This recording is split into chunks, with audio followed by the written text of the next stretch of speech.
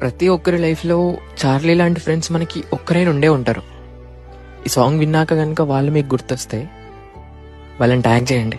ఎవరో నువ్వు ఎదురైన తొలి సహచరిలా కలిసావు.